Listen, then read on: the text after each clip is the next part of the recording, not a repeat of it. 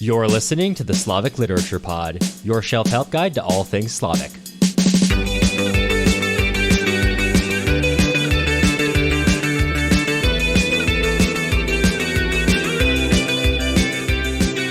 I'm Cameron Lalana, and if you want to learn more about Slavic literature, art, and culture, then you're in the right place. I don't know if you listened to the last episode I put out, but my heart was getting restarted, and now it has been, and I feel great. Turns out when your heart is not sending an adequate amount of oxygen to your body, you're tired for all the time, so that kind of explains the last 2 years I've been having.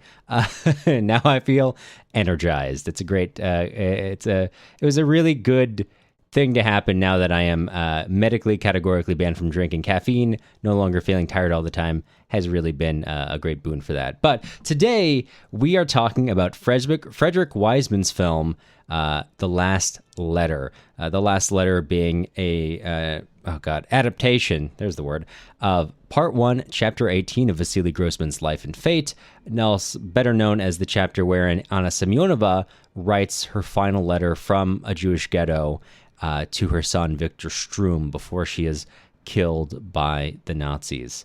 I have to admit, if you listen to prep work, you, of course, heard the entirety of Part 1, Chapter 18 of Life and Fate, and I did record that before I actually watched the film, which shot myself in the foot a little bit, because the film itself is essentially not quite, but near word-for-word reading of that chapter, with the actress playing Anna Semionova in a black room, her accompaniments mostly being her own facial expressions, body work, and shadows. So you're not going to be getting anything new per se, but it's still a very worthwhile film, and we'll be talking about it today. And I wanted to make lemons out of lemon. Excuse me. I still, after watching it, wanted to make lemonade out of lemons, because I did like the film, and I will have some things to say about it, but I don't have enough for an episode. So I thought this might be a good time for some reflection. And I wanted to reflect on what Grossman means today, and then in parentheses, to me.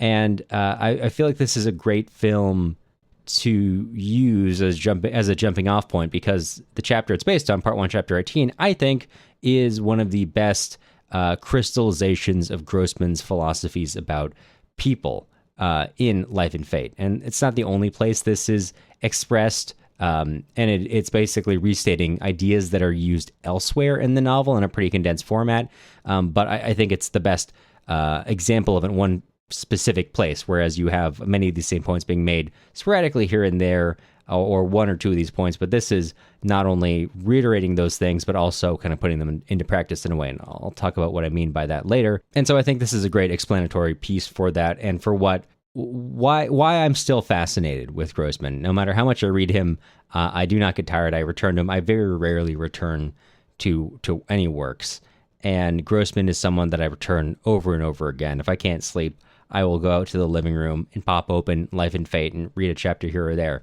which is something I have very seldom done in my life. But we will get there and talk more about that in a second. Let's start with the film The Last Letter itself. And if you want to watch The Last Letter, if you are in the US, there is a company called Canopy, a streaming service. The streaming Canopy may operate outside the US as well, but you can consult your local internet. And Canopy, it's not a paid service thing. If you have a library card, you can sign up for an account there and watch films through it. So if you have a library card, you can watch the film on streaming online. You can also get a physical copy from the company Zippora Films, Zippora spelled Zipporah, that distributes primarily, or maybe even exclusively, the films of Frederick Wiseman. And we'll talk about who he is also in a moment. And I also want to give them a shout out, because they were very nice to me. When I looked up the video, the movie was initially out of stock, and I reached out to them, and they were very quick to get back and find me a copy that they had in a back room or in a box somewhere, which was great. They're great to work with. If you were outside the U.S., I don't know quite so much. I assume Zippora probably ships outside the U.S., so that's always an option. But if you don't want to pay about 26 American dollars for a film, consult your local streaming services, see what's available. There's like 20 billion of them out there today. I subscribe to the Criterion channel and Canopy, so I am not qualified to talk to you about what options there are. Let's start with Frederick Wiseman. Frederick Wiseman is, or was, a documentary filmmaker, or almost exclusively a documentary filmmaker. He was active for 50-something years. I counted about 56 years of films, but of course, there are other years before and after where there's stuff being done, possibly not necessarily just putting out, one's own films. So 50-something years, right? And in that 50-something years, Wiseman directed 50 films, which I can't even imagine having that kind of output. Again, that is over the course of a half century, but still, 50 films in a half century, that's a pretty good pace. And the vast majority of those are documentary films, which I have never seen, but I am very interested in watching. Each one kind of takes a particular subject and goes through it. I'm quite fascinated. I do want to come back to these at some point. I saw more on Canopy, so when I have some time at some point, I would like to go to them. But The Last Letter is one of just, I think, 3 or 4 narrative films that Frederick Wiseman did. Wiseman was an American, but he also resided in France for a large part of his life. And that's why this film, The Last Letter, is shot in the French language and stars a French actress, Catherine Sami, who plays Anna Semionova, the mother of Viktor Shtrum, right, as she's writing her last letter to her son from the ghetto before the Nazis kill her, and all the other Jews in the ghetto as well. And I have to say that I did shoot myself in the foot a little bit because, as I said earlier, this film is a near word-for-word reading of Part 1, Chapter 18 of Life and Fate, which is almost exactly what I did in prep work, although done much more masterfully, of course.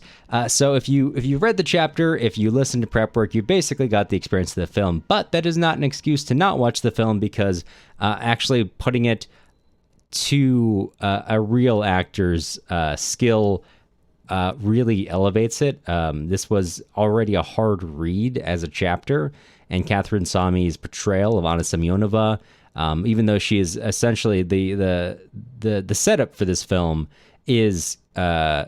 I'll just call her Anna Semionova for the ease of not switching back and forth. Anna Semionova is in a dark room with some lights, only enough really for her to cast some long shadows here and there, sometimes lit up a little more to allow for multiple shadows. But other than that, the only real action we get is Anna Semionova's own facial expressions and body work, which also, of course, the tone of her voice. And it brings a great dimension, this really painful human dimension, that to an already difficult to read chapter, to watch Anna Semionova meander through this range of emotions, from humor to hopelessness to horror at all these moments throughout the letter itself. It adds a lot to the chapter itself, and that's why I say if you listen to prep work, even if you've read the chapter, it is really still worth watching. If you want to have a really depressing evening with your friends, bring them all over, and maybe offer them some copies of Stalingrad and or Life and Fate at the end of it to get them started on their own Grossman journey. But I don't have a ton to say about the film. Again, like I said, I liked it. It's well done. Catherine Sami, who plays Anna Semionova, she does this. It's just such a excellent job at drawing out these emotions. The way she kind of flits between these highs and lows never feels disconnected from it. It's hard for me to read the chapter now, going back, without kind of hearing her flow of emotion, like the way she puts in some parts humor and some parts horror, as I've said. It's hard not to read that. It's really well interpreted. And I don't think it is, it is not a word for word reading. That's when I say kind of word for word earlier. And some of that, I think, is probably we're having Russian translated into French, and then now for the filming itself, and now from French into English for me to read as subtitles. But there are also some sentences removed in their entirety. Not enough to change the meaning of any particular section. I assume this was done for flow. Not something that has a huge impact on the film, but if you are, doing something incredibly anal retentive like I was, and watching the film as you had the book in front of you to check sentence by sentence, you will notice that. Another thing you might notice if you watch it yourself is there is a short section of Anna Semionova humming between sections. This is towards the end of the film, which adds this great, very haunting quality, especially as if you've read it or listened to it, she starts reminiscing about the past, about things she would have maybe done differently, about Shtrum himself, and that kind of childlike or childish, not in the sense of being as a child, but like something you might do for a child in the setting of working with children, like singing that melody. It's very haunting, and was a great addition to it. I love the shadow work throughout this film. I'm a sucker for shadows that are cast up that portray different things.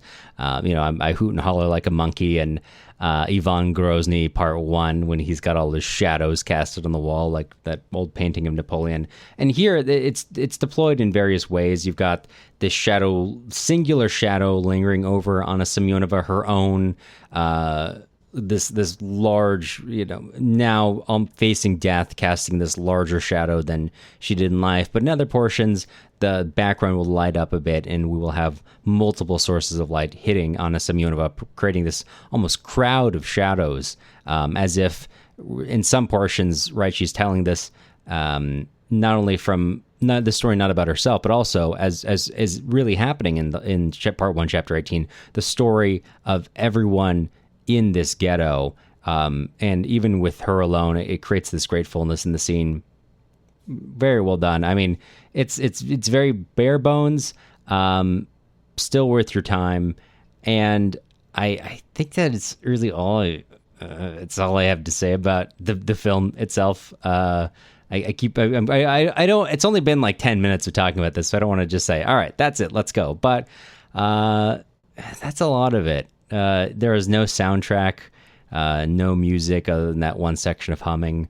It really forces you to sit there and feel what Anna Semionova is feeling, and that was a great choice.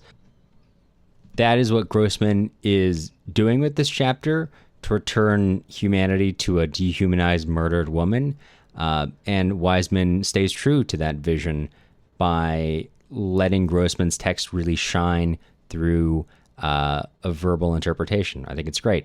But that's it. You should watch it. It's worth your while. It's about an hour. It's not very long. But as I was watching it, again, I was going back to this question I've been thinking about, because I've been thinking about covering Grossman, and I have to give some context, as I've not been posting a great deal lately. Things have gotten very busy. Like I mentioned, a lot of time in the hospital, and I still have to keep going back for more appointments and more testing and monitors and all that. So I have not had a great deal of time to work on the podcast, but it has left me with a lot of time to think about it, and especially about looking at schedules, planning things out, looking at things I'd like to bring on, trying to balance, I think, a more general desire here, which I hear from comments and from emails, to get back to not people don't phrase it this way. They're not like, getting out the pitchforks and torches saying go back to the old ways. But there's an obvious desire to hit the big names. Let's talk about Grossman. Grossman is a big name, let's be honest. But let's talk about Dostoevsky. Let's talk about Chekhov. That's a bad example. Actually, we covered Chekhov recently, but and also kind of my desire to, I don't know, just kind of explore things which are not otherwise being explored. Sometimes I look at some of these bigger names and I think, there's already a lot of work on this. If you go to JSTOR, you can find 10 million articles that are already doing this better. And, part of this podcast is to take all that broader context and make it relatively digestible within an hour or so, depending on the episode. But my joy has not been there. My joy and what I've been interested in recently has been trying to find these smaller authors, and I've got some real obscure ones that are on the plans coming up. Some ones I guarantee, unless you're already deep in the trenches, you probably haven't heard of. But Grossman is and while I do have to say, there is a long-term desire to go back to some of the old stuff. That's just not where my head's at right now. But Grossman is the one counterexample, although he's obviously nowhere near the heights of a Tolstoy. Grossman is probably, I'd say, one of the more non-canonical, right? The canonical Tolstoy, Dostoevsky, Gogol, Pushkin, Chekhov, so on and such forth. Non-canonical authors we cover quite often in this podcast. And I was thinking a lot about what is it that draws me to Grossman so much? Now, is it because I was raised in a family which was obsessed with World War II and spent too much of my precious childhood inside watching very stupid History Channel documentaries about the war, which has left clearly a deep imprint on the rest of my life? Possibly. That is almost certainly some of it. But it's not just that. It is also Grossman writing about... This is a question we were talking about a lot last summer. What is the point? What is the value of art in wartime, in the time of great horror? And I think Grossman, I never really came to an answer on that, but I think Grossman helps me feel a little better about it, because it feels hard to read and enjoy things in dark times as we are living in.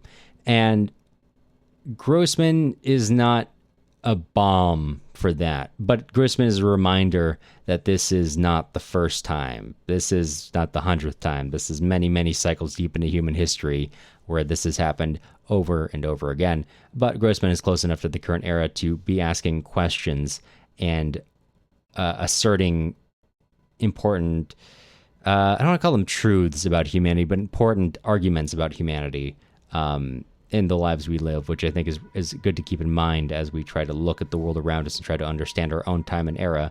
But I've been talking about it in circles. But before I really keep confusing everyone, I want to talk about at least how I understand Grossman's philosophy about people, at least as we understand it in Life and Fate. If you are reading through Grossman's life, you can see the evolution of his thinking as an author. The Grossman that wrote Stalingrad is very different from the Grossman that writes Life and Fate, something he alludes to in the novel, especially when Viktor Shtrum in Stalingrad has this argument with his mentor, Chapurny, I think? Chapizhin, excuse me. Chapizhin, and asserts this very pro-Soviet point of view, and in Life and Fate looks back on that very conversation and thinks, how could I have thought that? That was, it was like there's another person speaking out of my mouth. At least I want to think that way. And you can see this evolution, so I don't want to just sit at one particular point in his life and say, that is what Grossman believed. That is representative of Grossman's beliefs as a life. But I think having read Life and Fate, Stalingrad, People Immortal, many short stories, Everything Flows, towards the end of his life, you start seeing this kind of consistent embrace of this consistent philosophy about people. And to talk about what that is, I want to jump forward from Stalingrad to Sistine Madonna. And let me say about Sistine Madonna, the way I read Sistine Madonna, the short story, which you can find in the short story collection The Road, translated and edited by Robert Chandler, the philosophy aligns. The argumentation is basically the same. Let me read this line from the Sistine Madonna. But we people recognized her. This is when Grossman's looking at this painting of the Sistine Madonna. And we recognized her son too. She is us. Their fate is our own fate. Mother and son are what is human in man. And if some future time takes the Madonna to China or to Sudan, people will recognize her everywhere, just as we have recognized her today. The painting speaks of the joy of being alive on this earth. This, too, is a source of its calm, miraculous power. The whole world, the whole vast universe, is the submissive slavery of inanimate matter. Life alone is the miracle of freedom. And the painting also tells us how precious, how splendid life has to be, that no force in the world can compel life to change into some other thing, that however it may resemble life, is no longer life. The power of life, the power of what is human in man, is very great, and even the mightiest and most perfect violence cannot enslave this power. It can only kill it. This is why the faces of the mother and child are so calm. They are invincible. Life's destruction, even in our Iron Age, is not its defeat. That was a pretty long passage, but if part 1, chapter 18, let's call it the last letter from here on out, which I guess can get confusing, but when I say the last letter, I'm going to mean the chapter, unless I specifically say the movie. If that is the encapsulation of Grossman's philosophy about people in life and fate as a whole, crystallized in one chapter, this is that chapter crystallized into a couple of paragraphs.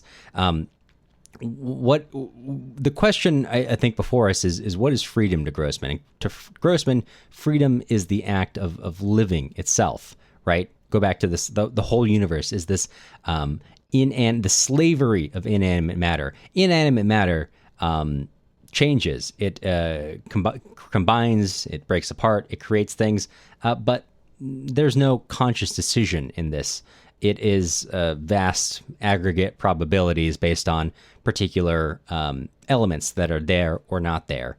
Life itself is freedom because life, the possibility of choosing things, of humans and animals being able to make one choice over another, is something which is not well, that's the word, chosen. It is something that is not made by a vast aggregate probability. It is something made on the individual level because someone wanted to. And that is what separates us. And that may be pretty basic, right? Of course that is. But this feeds into the larger conversation about what is fascism, what is totalitarianism. It's that effort to destroy that freedom, destroy life itself. But it, and keep in mind, the System Madonna is not that long after the defeat of the Nazis, not that long after the revelation of the Holocaust. And there is this triumphal note in this section that no matter how much you destroy life, you can't take away.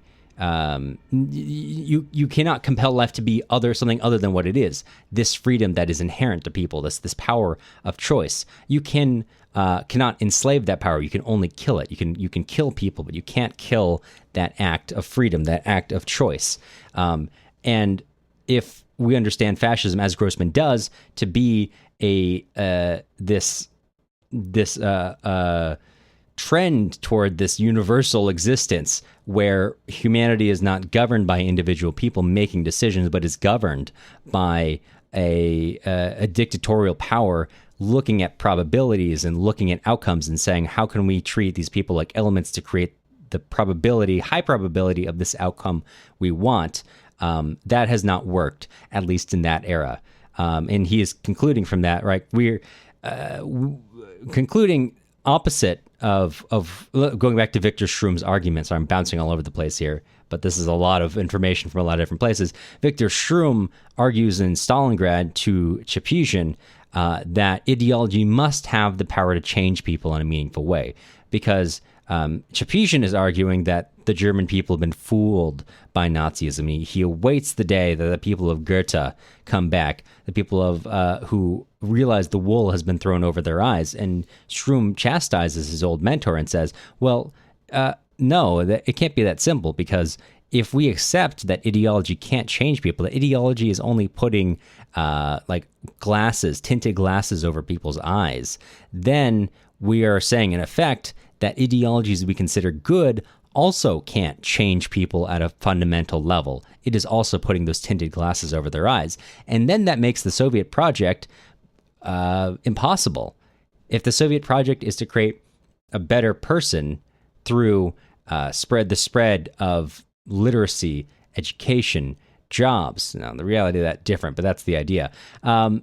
If that does not change people, then the Soviet project is kaput. It's not going to do anything in the long term. It's going to be something that one day people see differently. And in Stalingrad, Viktor Shtrum is the text pushes you in that direction. Of course, by the time you get to Life and Fate, the perspective is totally different, and Viktor Shtrum disavows that. And so we are moving away from this view of human life as something that the fundamentals of who we are is not that malleable. We are moving into a point of view where there are some inherent, unchanging things in human nature, and especially for Grossman, the power of choice, which is freedom. This freedom which is inherent to life itself, something that cannot be changed by great powers, whether they be a state, whether they be a church, whether it be an ideology that you are bound to. That is only something that can affect your actions. That's not something that can completely change who you are. And that's an important context to know, because it's simultaneously pretty optimistic and also kind of pessimistic about people, right? Because it kind of posits this eternal struggle, which we'll talk about a little bit more when we get into the last letter itself. And also in the Sistine Madonna, Grossman is looking back on the recent years because they have lived through horrible times, the time of wolves, as he calls it in the Hell of Treblinka. And he asks, what is the defense of our time? What can we say about ourselves, this horrible time? What is to be said about it? And he writes, what can we, people of the epoch of fascism, say before the court of the past and future? Nothing can vindicate us. We will say there has been no time crueler than our own, yet we did not allow what is human in man to perish. Seeing the Sistine Madonna go on her way, we will preserve our faith that life and freedom are one, that there is nothing higher than what is human in man. This will live forever and triumph. Again, this note of optimism that we have, despite all these horrors, there is one nugget of light, and that is that we did not give in, that we did not let the small kernel of what makes us human be crushed, although a great many people were killed. And that is our only defense, that we maintain that. And this is the question that I ask also about our own era. This is kind of gets at what makes Grossman so interesting to me, because when he is probing his era to ask for these justifications for them, that is something that I also do ask of our own time, and not just in broad concepts. The specific questions he's asking about are also the things I am interested in the way I probe the reality around us now, reading Grossman. So that's why I on one level, why I'm so attracted to Grossman, because he remains a word I'm going to be using an unfortunate amount this episode. He remains provocative. Provocative, not in the sense that he is writing lurid prose, although he writes some quite horrifying things. Provocative in the sense that the debates he's having in this novel are things that could easily be had today. The question that Ikonikov and, I'm forgetting the old Bolshevik, Mostovskoy, the debate that Ikonikov and Mostovskoy have in the camps are the same conversations that could be had today. Mutatis mutandis, right? And that kind of is where I want to be our jumping off point into Life and Fate itself. And I got a couple things. Now, let me lay some more groundwork. This is going to be a lot of groundwork in this episode, because I want you to see that this is not just cherry picking some lines from the Sistine Madonna. Let's go back to the way Life and Fate talks about some of these same things. Talking about fascism specifically, and its opposition to life itself. We have this in Part 1, Chapter 42. The time had come for National Socialism to realize its cruelest designs against human life and freedom. It is a lie that it was the pressures of the war that forced the fascist leaders to undertake these measures. On the contrary, danger and a lack of confidence in their own power were what most served to restrain and temper them. If fascism should ever be fully assured of its final triumph, the world would choke in blood. If the day ever dawns when fascism is without armed enemies, then its executioners will know no restraint. The greatest enemy of fascism is man. because these language that he's using in the Sistine Madonna,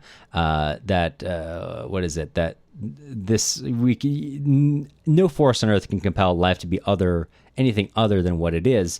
It cannot mold. It can only kill. It cannot change. It cannot enslave the power of freedom and humanity. It can only kill a person, take that power of humanity entirely away from them. This is the same way that he's conceiving of that in Life and Fate, specifically attributing it to fascism, as you would understand. You get where he's coming from. And let's talk a little bit more about, I asserted earlier that this view of human life is one that is essentially static. There is a kind of core human nature. And this is something that Grossman will write more to in Part 1, Chapter 50, about 8 chapters later, that last quote. Quote, does human nature undergo a true change in the cauldron of totalitarian violence? Does man lose his innate yearning for freedom? The fate of both man and the totalitarian state depends on the answer to this question. If human nature does change, then the eternal and worldwide triumph of the dictatorial state is assured. If his yearning for freedom remains constant, then the totalitarian state is doomed. The yearning was suppressed, but it continues to exist. Man's fate may make him a slave, but his nature remains unchanged. Man's innate yearning for freedom can be suppressed, but can never be destroyed. Totalitarianism cannot renounce violence. If it does, it perishes. Eternal, ceaseless violence, overt or covert, is the basis of totalitarianism. Man does not renounce freedom voluntarily. This conclusion holds out hope for the future. Both Life and Fate and the Sistine Madonna are being written after the war. You'll note that there is, given that this book is set during the war itself, there's the note of hope that exists in the Sistine Madonna is a little muted here. Again, we see this notion that there is, again, this discussion I was having earlier about Viktor Shtrum, which, if you have the point of view that there is a human nature and that is something malleable to a time and a place, then yes, of course, the designs of fascism can work. The designs of totalitarianism, which he's broadening out here, can change people and make them worse and subject them and take away what makes us, in Grossman's view, human. But if that is not possible, then no matter how longer this thing exists, no matter how long this state, this church, this ideology, this force which is trying to crush freedom exists, the very fact that humanity too exists means this tendency still, the possibility to choose this freedom is there. And thereby, that is what makes violence such an inherent part of totalitarianism, this eternal crushing of something that, in Grossman's view, cannot be crushed. There's something innate to human people that makes them want to have this power to resist that vast probability that characterize totalitarianism. And as long as that is an innate feature of our psyche, then there is always hope. So this is something that is constant. Social or biological factors are irrelevant. Not that they don't make a difference, but we are talking about something so fundamental here. This freedom to choose, this freedom to make any choice, good or bad, frankly, is innate. Beyond that, whether you choose to make good or bad choices, then that's where the social or biological factors may be coming in to play here, right? So that's how freedom is expressed in Life and Fate. It is essentially the same as it is in the Sistine Madonna, said a lot more compactly instead of over, nearly 1,000 pages. But I also want to talk about goodness, the idea of a good, of what good is to Grossman. And of course, if we want to talk about what good is, that means it is Ikonnikov time. Ikonnikov, although we should always be wary about taking a particular character and saying, this is the author's point of view, I think from the context of Life and Fate, there are a few characters who are meant to espouse views that Grossman holds. There are some times when we have a narrator, an unnamed narrator speaking straight to the reader, and that is something we can pretty safely assume is generally going to be Grossman's own views. But there are a couple people. Anna Semionova, of course, is one of them. There also is, I think to some degree, Medyarov, who is one of the people when Viktor Shtrum is living in Kazan, and his family have been evacuated there. He has this small group of people, of friends, who he feels relatively open to talk about, and Madyarov is the most radical of them by far, something that the Shtrum will later come to regret when he moves back into the, I want to say the Soviet Union proper, but of course Kazan is part of the Soviet Union proper, to back into the more heavily watched areas, let's say that. He regrets having been so close to hearing this kind of radical speak. And, of course, Ikonikov, although that's not to say that these people are unchallenged. I think Mostovskoy's point of view really challenge Ikonikov's, but I also think that Ikonikov is it's the more compelling point of view. The one, and you can argue around the edges, right? Like Ikonikov choosing death over building the camps, although the camps will still be built regardless. Those are that's one of those provocative moral questions. What is the right move there? And even Ikonikov, who espouses these other views that I think the text leads you to believe are correct ones and connect to other ideas that are espoused throughout the novel, that does not mean that Ikonikov has perfect solutions either. Ikonikov simply chooses to opt out of personal morality, but he is not choosing to fight back like Mostovskoy is doing. Mostovskoy and his efforts, of course, are crushed before they even begin, but I think there's an argument to be made on either side there that these are both compelling things to do. But Ikonikov talking about human goodness, now that is something that I think is that the text pretty unambiguously agrees with. And let me read you two parts, two sections from Part 2, Chapter 15, which is, of course, Ikonikov's letter or writing that Mostovskoy is reading. First, quote, people enjoy looking in stories and fables, for example, of the danger of this senseless kindness. This is shortly after he has espoused senseless kindness. And if you've forgotten, that is that human good is not found in ideas or states or religions, that those things can be weaponized, can be made and subject to human forces. So the only thing that is not capable of being harnessed is kindness, but not just any kindness, the kindness that is profoundly stupid to express. Things like, in the example he gives, is an old woman who's in an occupied village whose husband has been shot, still choosing to provide water to some German soldiers, which is, by any account, not, why would you, anyone looking at that can understand why would you want to provide water to those people, but recognizing that these soldiers are themselves human and deciding to give them some water to alleviate a very small suffering. It's a little bit of thirst. That is, to Ikonikov, the height of humanity, because that is something that is so senseless and obviously not the right move, that kind of proves that is the highest form of goodness in humanity, to be so stupidly kind. That is something that cannot be harnessed, because any system is going to try to rationalize it into something that is no longer senseless, and thereby wield it to its own purposes. But returning to the quote, people look in stories for examples of this danger of senseless kindness, but one shouldn't be afraid of it. One might just as well be afraid of a freshwater fish carried out by chance into the ocean. This kindness, this stupid kindness, is what is most truly human in a human being. It is what sets man apart, the highest achievement of his soul. No, it says, life is not evil. And then shortly later, Ikonikov writes, human history is not the battle of good struggling to overcome evil. It is a battle fought by a great evil struggling to crush a small kernel of human kindness.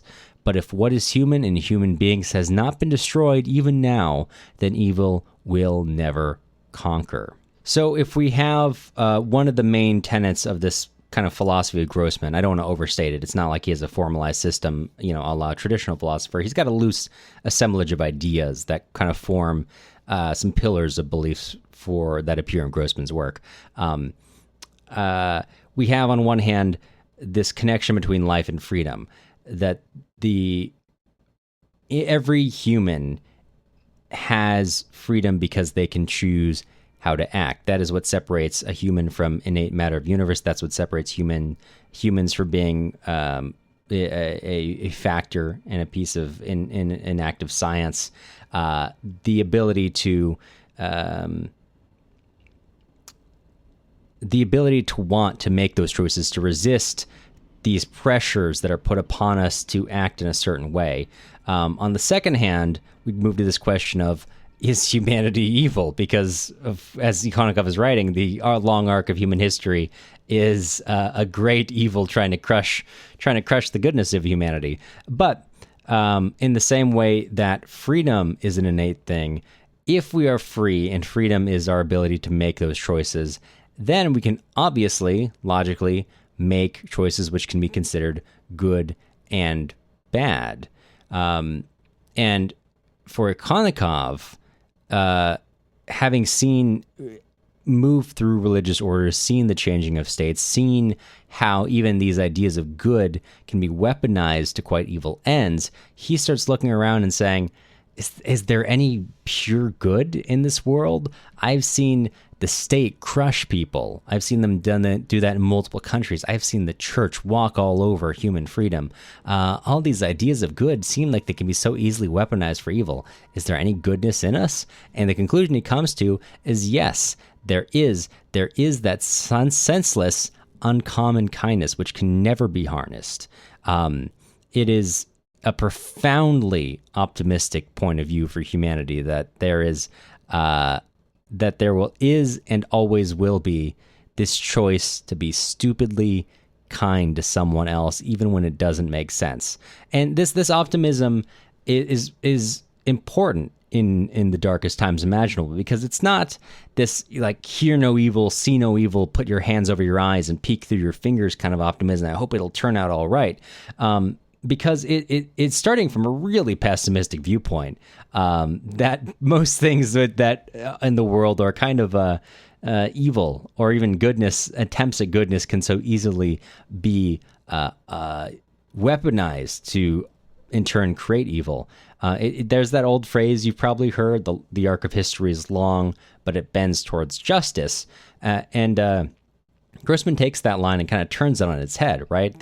The arc of history is actually one long hammer trying to crush the small kernel of goodness in us.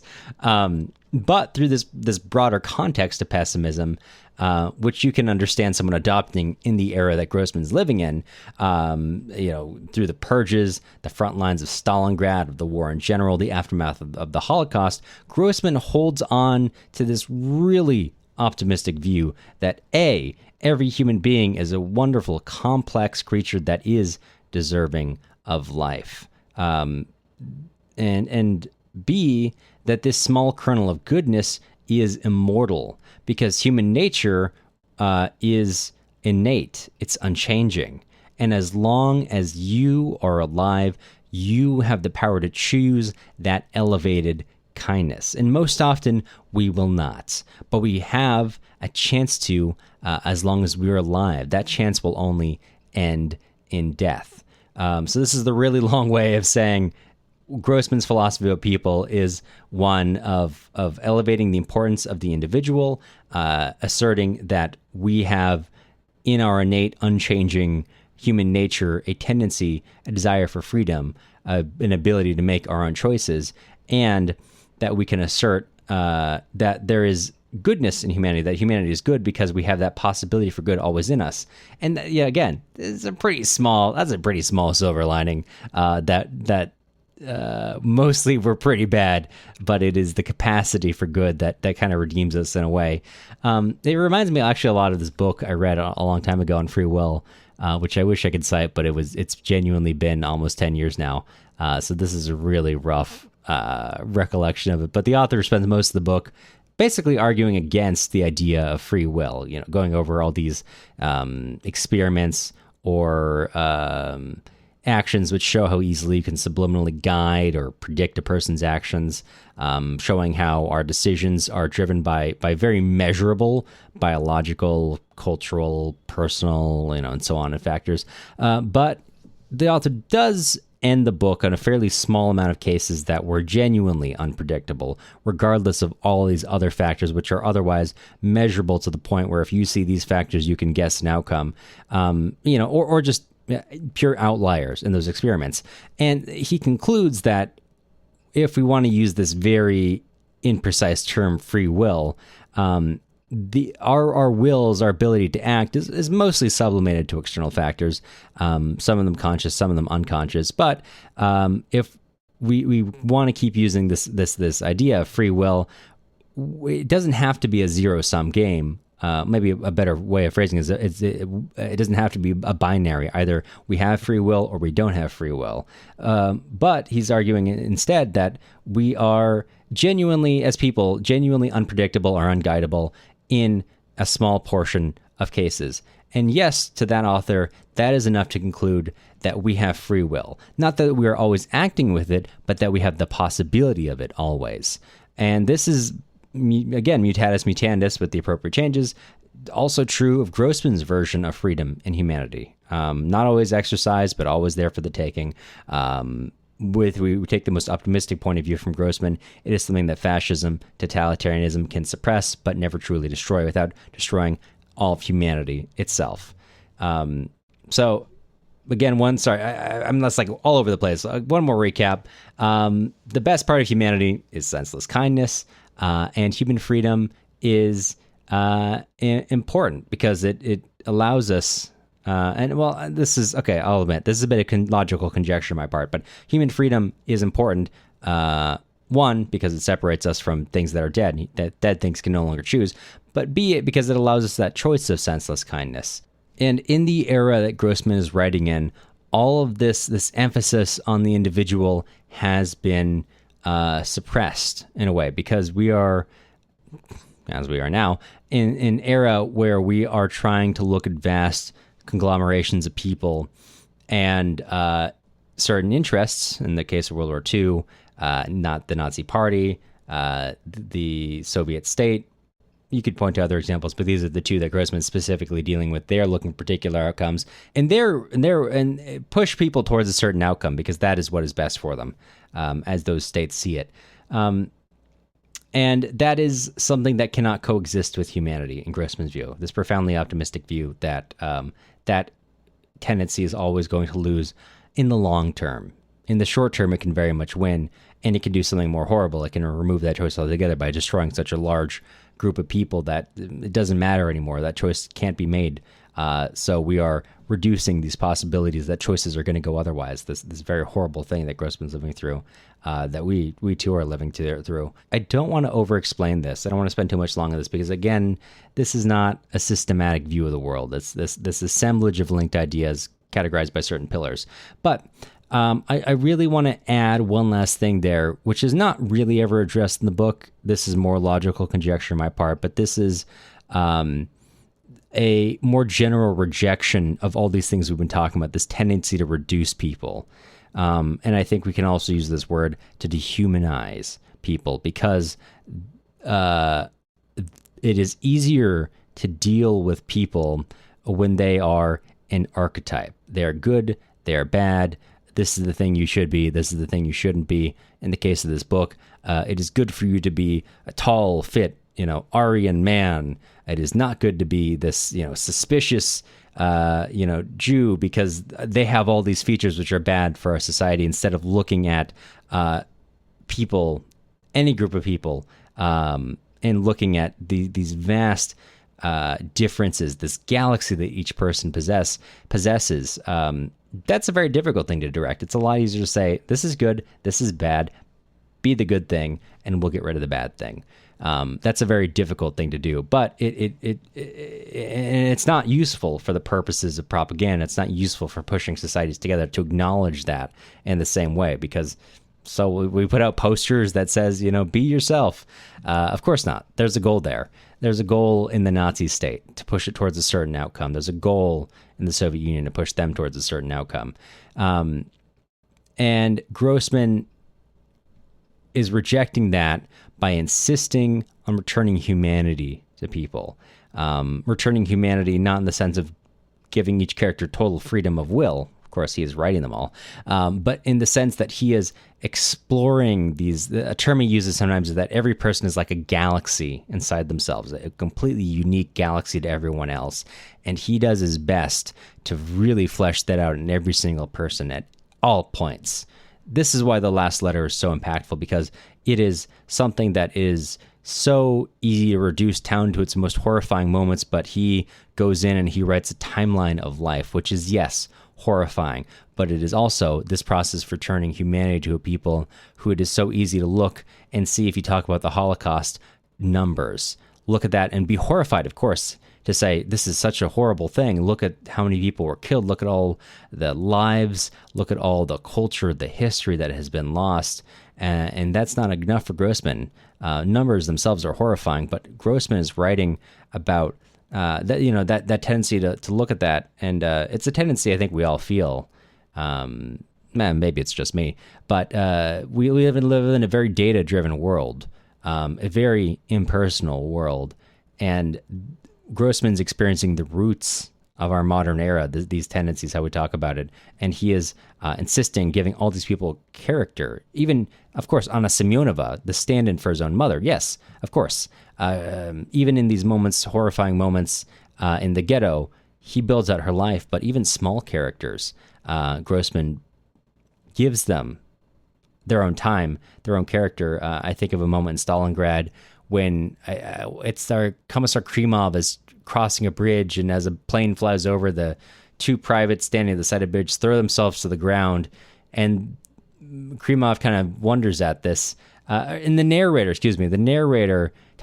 says that this is basically useless action. If the planes hit the bridge, which they're intending to, these two young men are going to be killed anyway, but nonetheless, they dive for cover like it's going to do anything, and there's a small moment where Krimov talks to them. So that's one small example that happens over and over again. These characters who don't mean anything, who don't add anything to the story, in a technical sense, they build out this world of many experiences that Grossman really did have, people that he did see, moments that he did witness, and he chooses to write them in the book, despite the fact that they don't technically add anything. He's resisting this urge to reduce people down to a moment. Dehumanization has this really strong ring to it. Like it's this horribly malicious process, and it often is. But dehumanization happens in so many other ways too, ways that we don't always recognize. A reduction of a person down to certain features, even if it's not malicious to the point of murder. Malicious to the point of stereotyping, of ethnic prejudice, of even, I don't know, we're going down all the way down the scale to kind of petty things here, but seeing someone dress a certain way and then automatically assuming things. I think these are all falling under that category of dehumanization. That's something that Grossman is fastidiously is rejecting throughout his novels, and especially does in these let's call them loosely the Holocaust chapters in the last letter, especially.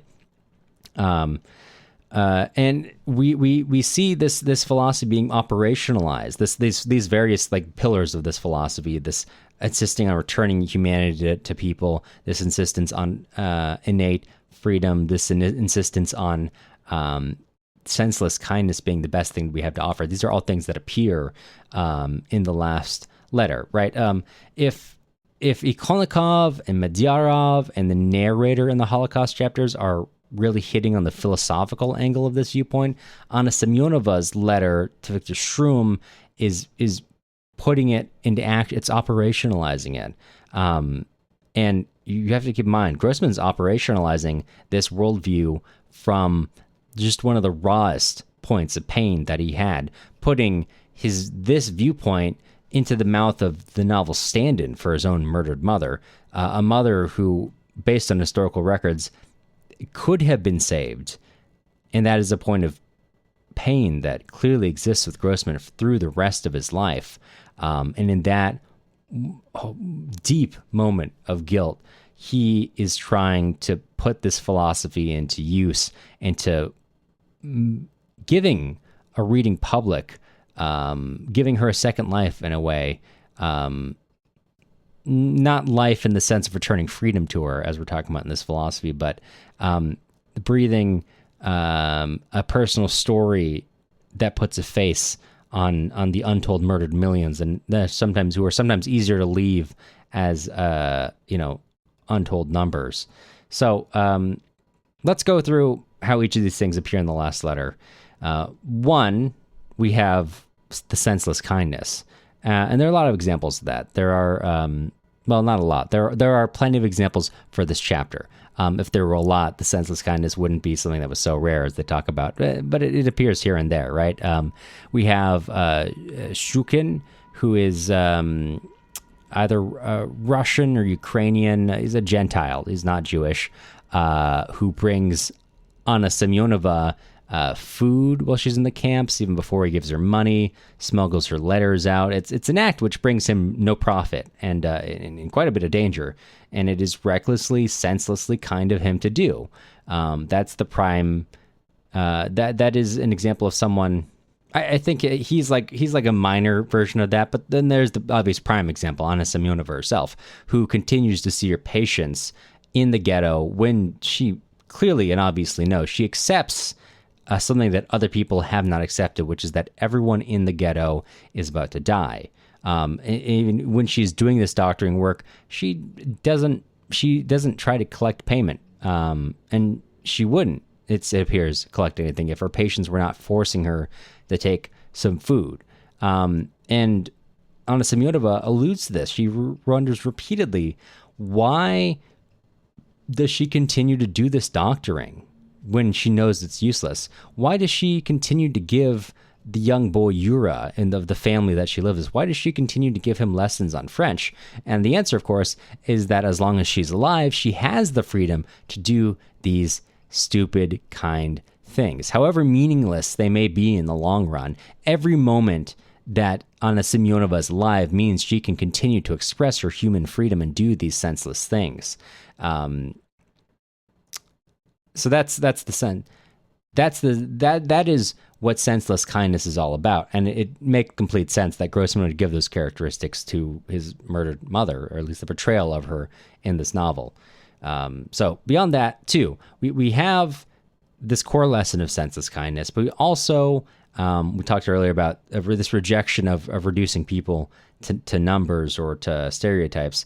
That is something that is also present throughout this chapter.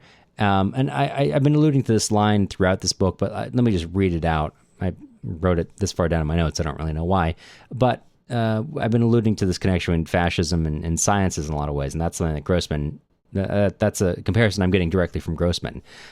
He writes, "There is a terrible similarity between the principles of fascism and those of contemporary physics. Fascism has rejected the concept of a separate individuality, the concept of a man, and speaks only with vast aggregates. Contemporary physics speaks of the greater or lesser probability of occurrences within this or that aggregate of individual particles. And are not the terrible mechanics of fascism founded on the principle of quantum politics, of political probability?"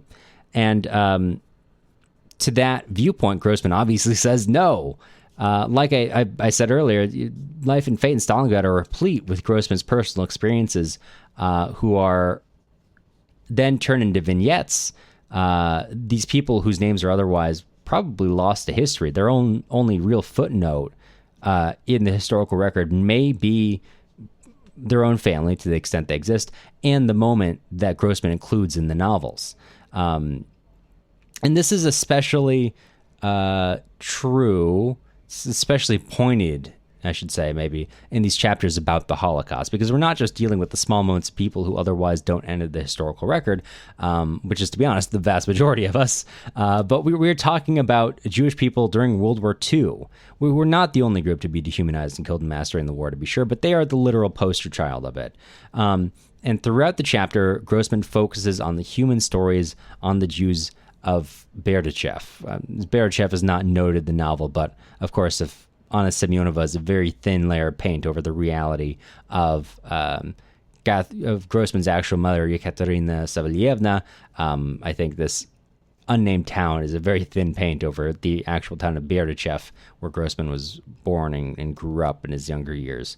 And as we are talking about this, I also think it is worth noting that Grossman is not only writing this in the aftermath of the Holocaust, in the aftermath of this mass Nazi campaign of dehumanization that culminated in the murder of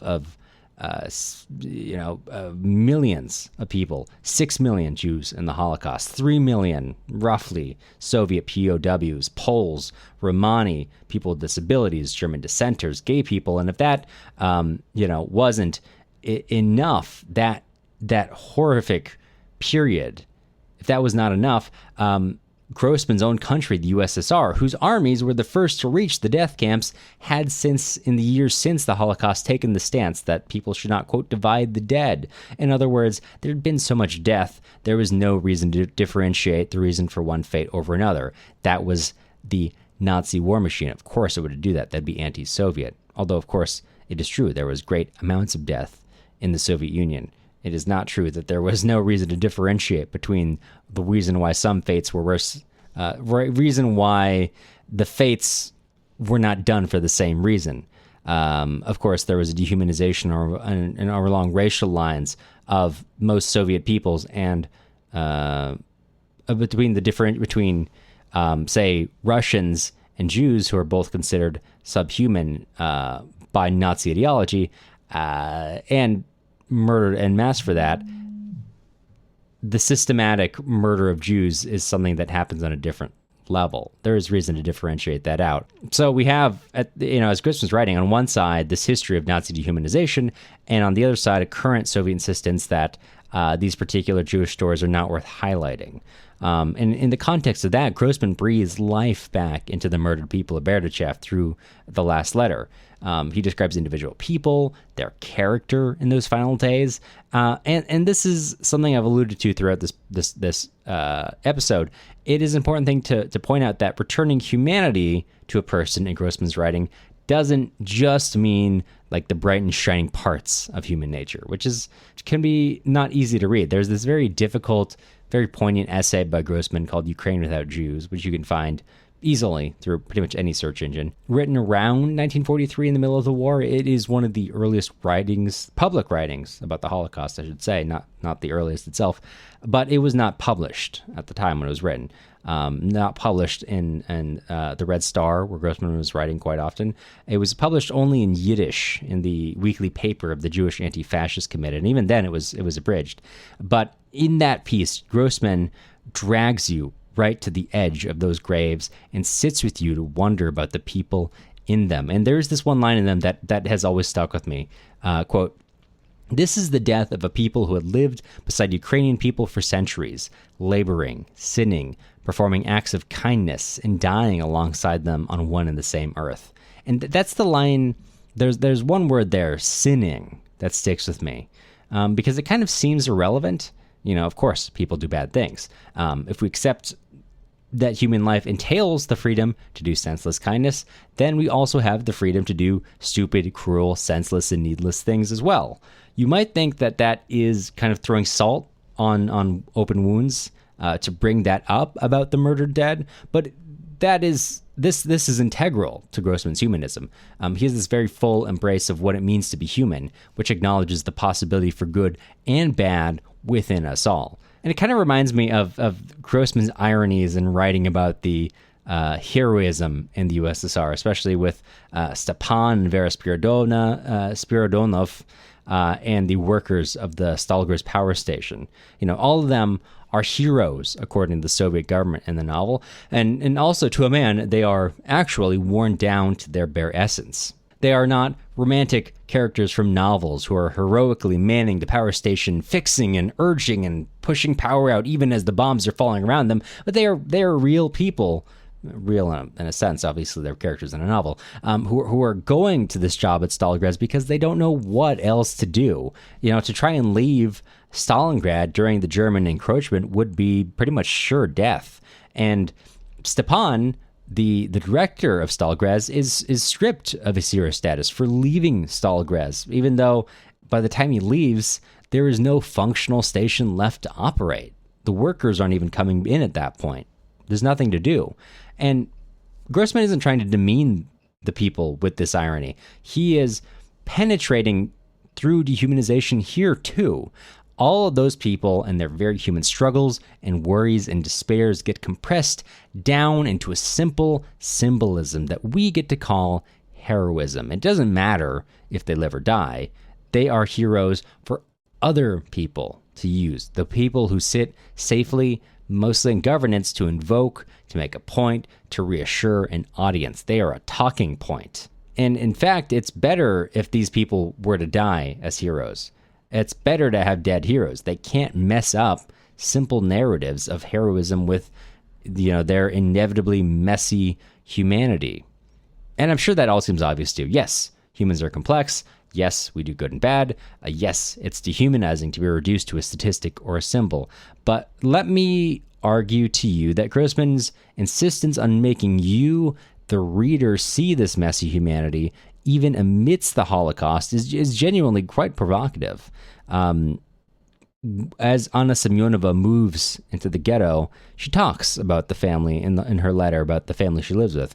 So there's Sperling, the father, who cannot conceive that they're about to die, and he continues living pretty industriously. Fanny, his wife, who lives in fear that their daughter might give some of their food away. There's Alia, their other daughter, who got trapped in town visiting from Moscow and who clearly resents this provincial life and makes her own plans to escape. Anna Semionova also talks of Epstein, a collaborator who helps the Germans and pals around with the Ukrainian Polizei. She talks of their librarians who continue their work, the engineer who wants to build bombs to arm the ghetto, the young woman who hides a Red Army soldier, and the young men who plan to break out and fight with him, and of course the children. And on this community level, Grossman insists on showing these complexities, on returning them to the murdered Jews of Berdichev, even those uncomfortable ones, like of the collaborator Epstein. Much in the same way that he rejects dehumanization under the label of heroism, he returns to all of the high vistas and dark valleys to these people in the ghetto. It's uncomfortable to acknowledge, but it is part of humanity, and he's not going to abridge that. That, too, would be reducing people down to a symbol of goodness, and people are never symbols of goodness, no matter how tough the situation is. But we can also zoom in onto a pretty individual level. Anna Semionova, who has pretty much otherwise stood as a moral beacon in the novel, confesses to Viktor Shtrum in her letter how weak she feels, how afraid, how lonely. And she writes, quote, I've often thought how surprised my Vitya would be to learn how his mother made mistakes, raved, grew jealous, made others jealous, was just what young people always are. And these failures are not in any way contradictory to her stance as a moral beacon. They are part of everyone's experience. And your failures and my failures do not strip of us of our possibility for moral righteousness. Each one of us are sinners and saints in turn, and we cannot be reduced to good or bad. Earlier in the letter, Anna Semionova writes of their walk into the ghetto, where one man who's wearing a winter coat in the summer is puffing and sweating, and everyone else is laughing at this ridiculous image. But Anna Semionova pushes past this ridiculous exterior and reminds you that this is a terrible thing. This is Grossman's humanism in action. This man is not reduced to this simple, ridiculous moment. Anna Semionova sees the man carrying all the belongings he's allowed to his death sentence. A winter coat to prepare for a winter that she knows they will not live to see. And again, in the context of the Holocaust, this seems obvious, but let's take that mindset that Anna Semionova takes towards that man and look around in our own lives. I've consumed far too much news in my life, but like maybe you have also gotten some of my disease, and not gotten it from me presumably, but we've both mutually got it, and maybe you've seen the many media cycles of like an unjustified police shooting, and I've like seen so many I could choose a dozen from a hat. Initial reporting of a shooting happens, something. And then something, maybe a witness, maybe a cell phone video, maybe a family getting hold of body cam footage, reveals no gun, police escalation, an officer getting out of their car and opening fire immediately, an inexplicable delay in potentially life-saving medical aid. We have an outcry that is sparked, media outlets pour through that person's life, and then we find out that this person has been arrested before, robbery, prostitution, drugs, whatever. And of course, it very rarely has a bearing on the actual shooting. Those things were not things that anyone involved could have possibly known about, generally speaking. But all the same, it gets reported, right? They were no angels, some talking head says, as if being a troubled person means you can be shot on sight, whether or not the person doing that even knows that that's the case. Or let me give you another example. When I was in college, there was this woman who was stabbed to death in Washington, D.C., and I remembered she was, I think, working in some political capacity. Or let me give you another example. When I was in college, there was this woman who was stabbed to death in Washington, D.C., and I was speaking with some other students about it at the time, because I studied with a fair number of people who had interned in Washington at one point or another, and I distinctly remember one of them making this remark that she knew this area where the stabbing had happened, and that it was a bad area, that she wouldn't have jogged there, as if, in some way that this woman who was killed shared the blame with her stabber because she didn't make the right choice to jog somewhere else. A third example, your endless blaming of survivors of rape for the crime committed against them. And earlier in the novel, when Grossman is describing senseless kindness through Ikonnikov, it's this thing that people almost fear. They spin fairy tales to warn against it. They love to hear stories of it going badly to reinforce their views. And it's the same thing here. I think most people would agree with the kind of the bland sentiments, frankly, of human complexity, of our good and our bad. But it's not so easy to apply it in an everyday context. Let me give you a third example. This was from years and years and years ago. There's this American cyclist couple who are biking the world, and they were blogging their journey. Often it's remarked in people who have gone back through the blogs, talking of the kindness of the people that they met all over the world through their journey. And then in Tajikistan, they were killed by members of the Islamic State. And most media, looking back at articles, at least now, media that survived, treated it with the due respect. And even the New York Post are the scummiest of the bunch. But there was this one particular online outlet, which no longer appears to exist as far as I can tell, but it published its story about this under this headline, quote, "Millennial couple bikes through ISIS territory to prove humans are kind and gets killed." And you might think that that's not real, but I did find an article in Snopes which confirms it was real, and the headline was later changed. But I do remember seeing a screenshot of the original title bouncing around Reddit a lot when I was a teenager, mostly as a meme, point and laugh at these idiots for trying to prove humanity is good, and getting killed by ISIS. But of course, it didn't matter that the reality was they didn't appear to be trying to prove anything. They were on a great lifetime trip. They were biking around the world. They were blogging. They were happening to mention that they were meeting many kind people along the way. But let's strip away those particulars of the actual story. Let's dehumanize the people down into symbols, and let's create a good story for ourselves. And that's how we spin internet fairy tales, real life fairy tales, to reinforce our notions about the world. And that has stuck. I was looking up the facts of the situation to make sure I was getting them right.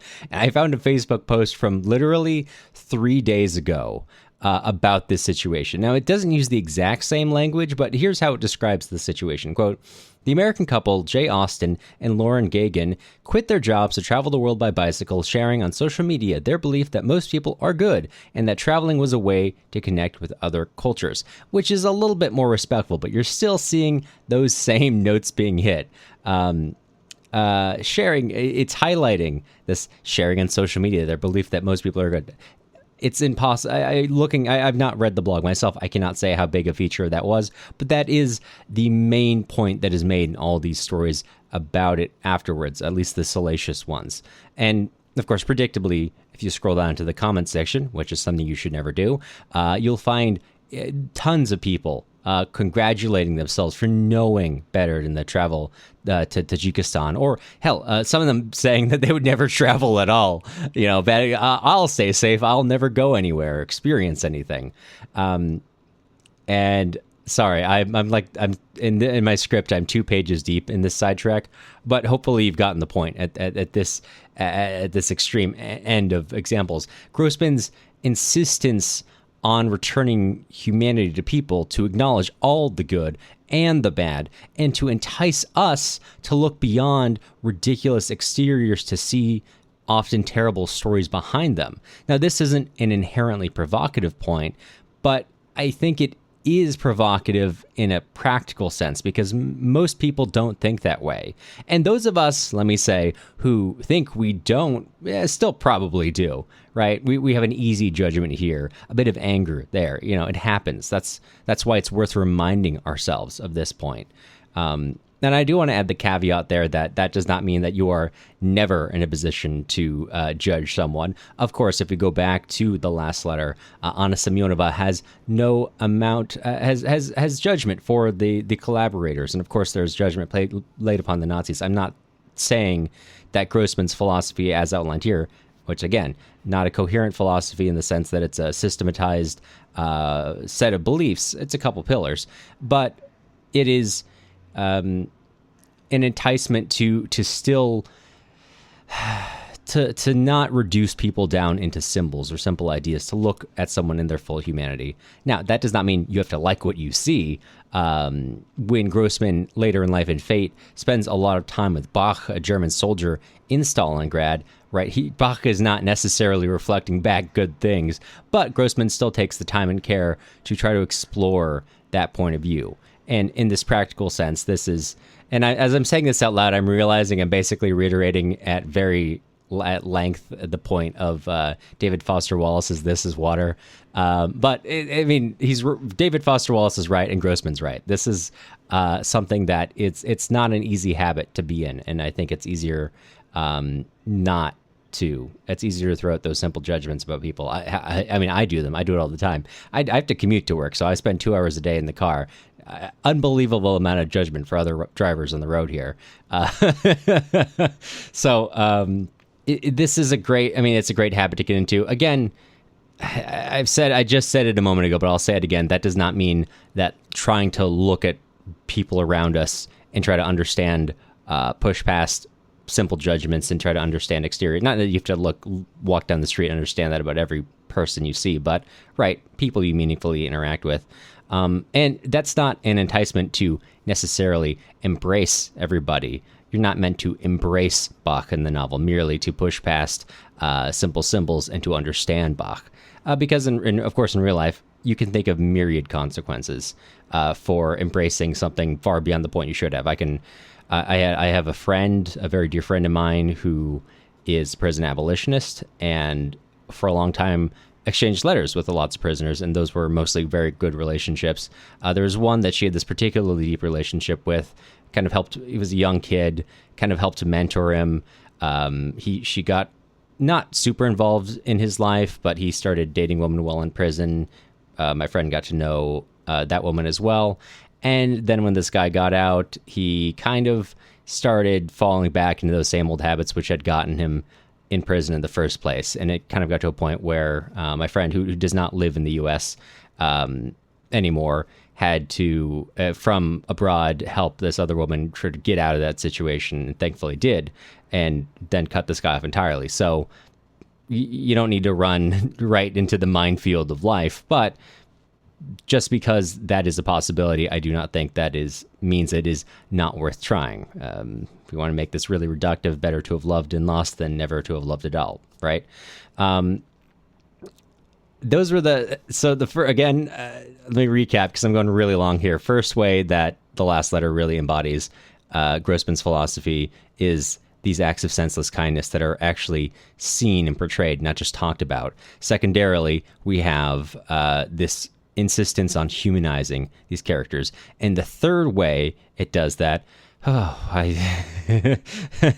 probably keep forgetting this is a list. I kept forgetting as I was writing this list, and as I'm recording right now. I feel like I'm the part of the point of a Haruki Murakami novel where he realizes that he's lost the plot and has to get things back on track really quick. But the final thing I want to say, and this is going to be very brief, is that Grossman is not afraid of uncomfortable topics, which kind of goes hand in hand with his version of returning humanity, right?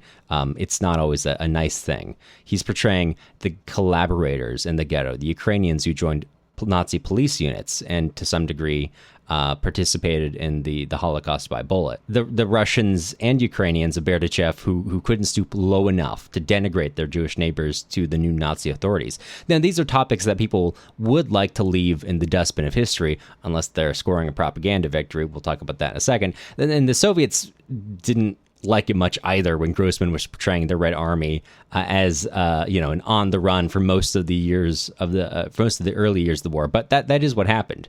This is a really simple point. It's generally easy to gloss over uncomfortable truths. But Grossman, throughout Life and Fate, is not afraid to show these inglorious parts of history that other people would like to forget, because these complicate simpler narratives of good and bad, because we like good and bad. It sells. It's good for story, good for a speech, good for an ideology, but that is not how Grossman writes. And of course, these things, these uncomfortable truths, it's important, I think, to understand and embrace them, because elements of them can also be used in propaganda, right? We've seen for years now. Well, actually, I don't remember the last time I've ever heard this justification. The Russia's invasion of Ukraine under this notion of denazification, pointing towards the joining of some Ukrainians of Nazi police units during World War II, or even some Nazi military units to some degree. But of course, if you know that period, you know that is not a solely Ukrainian thing. There were Russians who did that. The entirety of General Vlasov's army, right? There were carrots being held out on sticks, and people in the region took it. Not everybody, to the point that Grossman makes. There are people who resist, but there are many people of all ethnicities who did take that bargain. And when you try to put away those uncomfortable parts of history and don't talk about them or think about them, you're less prepared to engage with someone who is ready to weaponize that and twist and take simple parts, true enough, a true story, a true element of history, and then make it, twist it or take it out of context to make it fit an argument that they're making. And a lot of other people who don't know any better are going to look at that and say, wow, my God, I had no idea. Maybe this person's right. It is important to keep looking at these uncomfortable things for that very reason. So those three things, those are to me the core of Life and Fate. And now they're not the end all be all of the ideas outlined in Life and Fate. There are other chapters that articulate other ideas, and yet other chapters that challenge those ideas. But the last letter demonstrates senseless kindness, this relentless humanism, and a dedication to the truth all in one package. It is a great chapter. It is one of my favorite in the book, and Frederick Wiseman and Catherine Sami did a wonderful job bringing it to life in film. And before I let you go, and I know that's kind of a funny thing to say at around an hour and a half into this podcast, a little bit less after you hear this edited probably, I did want to editorialize a little bit more and share a few words about what Grossman means to me today, because I've been talking about that kind of around it, kind of generally. I've been hearing my own speech and yelling at myself to be more specific, so I will a little bit here. I keep saying that Grossman is provocative. That is my favorite way to describe him. Not provocative in content, but in the sense that he provokes me. The questions he asks about his era, the way he treats people in his writing, it makes me want to ask those questions to try to apply that same humanism in my own life. And I don't want to compare terribleness of eras. It's a pretty useless exercise. It doesn't mean anything. Okay, so what? This time is better than that time. It's only good for like a chat over a cocktail or a coffee or something. But we don't live in good times today. All right, the sword of Damocles hanging over of Grossman's Sistine Madonna is the atomic bomb and its derivatives. And well, we haven't been engulfed in nuclear fire yet, but we do live in a world where relatively few nations have been made rich and comfortable through the suffering and labor of the vast majority of humanity. And even within these rich nations, relatively few are the actual full beneficiaries of the system. Well, most people are just getting by or are not getting by. And we're also, at the same time of this long process of neoliberal capitalism, we're watching genocide happen. Crises are everywhere. Palestinian people, Rohingya, Sudanese people amid the civil war, Ukraine. I could go on. In the United States specifically, like our worst impulses as a society are in the driver's seat. And there are some people who are going to say, I can't believe I don't recognize this America. Where did you grow up? I mean, I grew up in this America too. This is not a surprising thing, but it is in the driver's seat once again. Same as it was in the Bush administration, frankly, same as it was in the Biden administration and Obama's administration. A lot of these impulses are just always grappling around the edges, and they've been more or less unleashed now. We have attacks on like the smaller levels, attacks on privacy at the behest of big business and the national security apparatus, breakdowns left and right in the civil service, and all in the name of cost cutting, which is not cutting any real costs, attacks on gay and trans rights to satisfy hateful people, some who cloak themselves under this mantle of religion or traditional values, whatever that means to them today. Immigrations and custom enforcement is rolling over and crushing the lives of hundreds of thousands of people, reduced, dehumanized because they weren't born here. And even some of the lives of people who were born here, not that that matters or makes them worth more. ISIS concentration camps are rife with sexual abuse, inhumane conditions, murders they're clearly trying to cover up. And you can probably tell that one hits close to home. My dad wasn't born here. He's pretty brown. He's a good sport about it. He jokes. He'll look around if we're hanging out and say, hey, Cameron, there's a lot of brown people here. We should get out of here before ICE comes. And it's, it's funny enough. It's the kind of joke that, me and my dad and I would say to back and forth to each other. It's like the kind of racial humor you can say with your brown dad, but you wouldn't necessarily say to your white friends. It's not good. It's not a good mental load to live under. I'm not that worried about myself. Not in the same way that I worry about my dad, who wasn't born here. And it doesn't, and of course nothing has happened to us. Not like things have actually happened to other people who have been murdered by this administration, by the policies that let loose the same wolves that Grossman describes in The Hell of Treblinka, the wolves that Grossman says should be hiding in caves or locked in psychiatric facilities. They are empowered under times of fascism. And let's bring that out. I think a lot of times Grossman, when he's talking about fascism, is also meaning totalitarianism, systems which seek to control entirely. But it's easier to talk about fascism specifically. It gives the Soviet press a nice us and them, right, to differentiate these two things. Although Grossman certainly is drawing the line between the systems of power here, how power works and how power pushes itself onto people. And I think a lot about when we talked to Robert Chandler a couple years ago, and he told us that he knew some people in Ukraine, I think correspondents, who, since the war had started, could only turn to Life and Fate to read, kind of in the same way that Vasily Grossman seemingly only turned to War and Peace during World War II. And Grossman helps me, provokes me, reminds me that this is not the only time this has ever happened. Gives me a bit of optimism about it, and pushes me to not fall into pits of despair, which I am wont to do. Since high school, well, actually not since high school. I haven't been called it much then, but in high school, my friends used to call me the thief of joy because I'm terminally addicted to reading news and passing on bad news to everybody.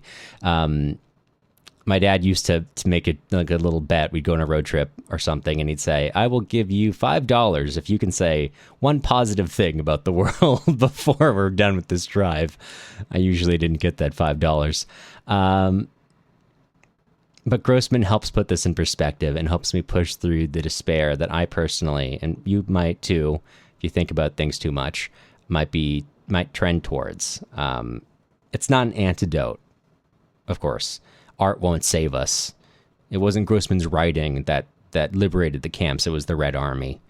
But Grossman was there to document these small pieces of history, which other people would very much like not to be there. And it reminds me of the importance of art in wartime, because although, again, art will not save us, I think some people kind of get into that mentality that this is all important because that this will in some way liberate us, bring us all to this consciousness, a class consciousness, a social consciousness, whatever. And I don't think that's true. It'll provoke some people. It'll get some people to think. I'm one of them. I grew up in a really, really conservative home, and I hate to say it, but I want to say the first major crack I can remember in my pretty closed-minded way of growing up was this song from the album Eli Whitney Sings the Blues, which is a white rapper from the 90s who made a blues sort of album. And he's got this song, What It's Like, which has a couple small vignettes of people. One guy who is young, has a child, is involved in gangs and is killed. And the song encourages you to feel sympathy for him, for his child, for his partner left behind. But the big one was of a woman going to an abortion clinic and being yelled at by protesters, which of course happens daily. And that was the first time as a child that I'd ever considered things from the point of view of someone who would be going in for an abortion. Art can change people, but art will not save us as a whole. And Grossman helps me to not to remind me that in a weird way that he is not enough. He is a good starting point. He is a good writer to keep in my mind and go back to and read constantly these days. But it is a first step, and I would encourage you. I won't tell you what to do because you know yourself, your community, the problems that the people you know are facing far better than I ever will. To get involved in community, to find ways to build safety nets. If you can do it yourself, you've got more power than I have. I volunteer, I donate. I'm not going to say too much about what I do because it's not good OPSEC. Not that I think the FBI is looking for me for giving money to NorCal Resist or volunteering at their events, but do what you can to build community, to make it easier for yourself. If I can offer you a bit of advice, if I can be so audacious to say that I have any real advice to offer you, go outside, get involved in community. It's a challenge I'm putting to myself to get out there and be parts of communities because I'm not a joiner and I never have been. I would not really want to be a part of any club that would have me, but I'm trying to push past that because if not now, when? If we will not build these safety nets now, when? When it's too late? When we look back and say, oh, that was so horrible. I can't believe that happened. I can't believe this thing that I was witness to, that I was party to, that I was a part of. I can't believe that happened, much in the same way that Anna Semionova thinks about the after the war. How will the people look back and think of the Jews who were murdered, who were parts of their lives up until that point? And Grossman reminds me of the value of art and the limitations of art, and that is why he is such a powerful author. And I can't get enough, and I hope you can't either. We get a lot of emails from people talking about the Grossman stuff, so I really have to say I'm glad that we have played a small part in helping to boost Grossman. Not nearly as much as the Chandlers, obviously, or any of the other collaborators, or many, many people who have worked to preserve and translate and expand the known facts of Grossman's life. But your Grossman doesn't have to be Vasily Grossman. It can be whoever that is for you. But that's it. That's all I have. I don't quite know how to end this. Of course, there's the script, but for all of you people who have been supporting me through this time. I appreciate it a lot. I've not been posting that constantly. And I do make light of the medical stuff because what else are you going to do? But it is a pretty big imposition on my life. And I'm sorry that I cannot dedicate more time to this. And I look forward, I'm going to keep working on it. And I look forward to the day that I am freed up to really dedicate my full attention to this. But thank you for listening. Thank you for supporting. But let's talk about what we're covering next time. We are finally going to do the two-parter that I started 2 months ago. This is why you don't let me run things. This is why you let Matt run things. Then I just kind of fritter around the edges doing research and editing the podcast. I'm not very good at sticking to schedules. We're actually going to finish the Sasha Sokolov two-parter and talk about Between Dog and Wolf. The music used in this episode, as always, is Staraya Kino by Peremotka. You can find links and spelling in the show notes. You'll hear from me again soon.